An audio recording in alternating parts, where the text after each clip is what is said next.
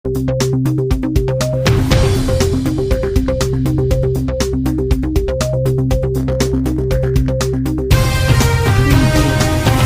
वालेकुम नाजरीन, international express news में आपको खुशामदीद कहते हैं। मैं हूं अब्दुल अजीज़ बलोच। नाजरीन, स्मगलिंग के मुख्तलिफ तरीके स्मगलिंग माफिया ईजाद कर रही है।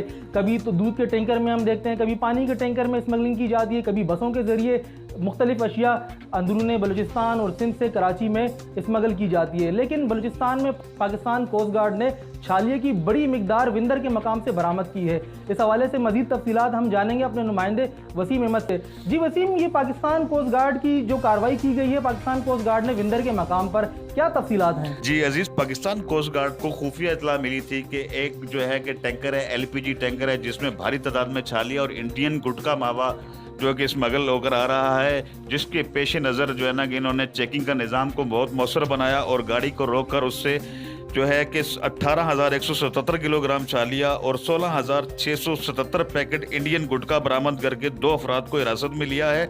इसके अलावा पकड़ी जानी छालिया जो कि मालियत जो बता रहे 26.51 मिलियन बताई जा रही है।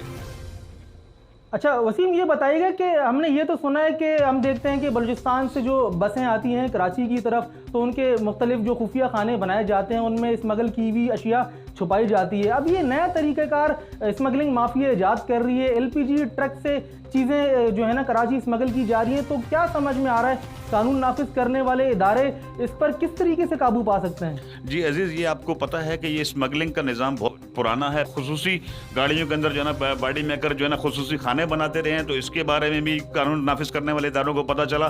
तो ये आए दिन अपने स्मगलर भी अपनी हिकमत अमली तब्दील करते रहते हैं और जो है कानून नाफिज करने वाले इदारे भी अपनी हिकमत अमली तब्दील करते रहते हैं। अब देखना ये है कि पाकिस्तान कोस्ट गार्ड या कानून नाफिज करने वाले इदारे कहाँ तक कामयाब होते हैं, चूँकि स्मगलर आए दिन नित नए तरीके इस्तेमाल कर रहे हैं। जी बहुत शुक्रिया वसीम, तफसीलात से आगाह करने के लिए। नाज़रीन, आपने सुना कि किस तरीके से स्मगलर कराची तक सामान पहुँचा रहे। इंटरनेशनल एक्सप्रेस न्यूज़ देखते रहिएगा। मुझे इजाज़त दीजिए। अल्लाह हाफिज़।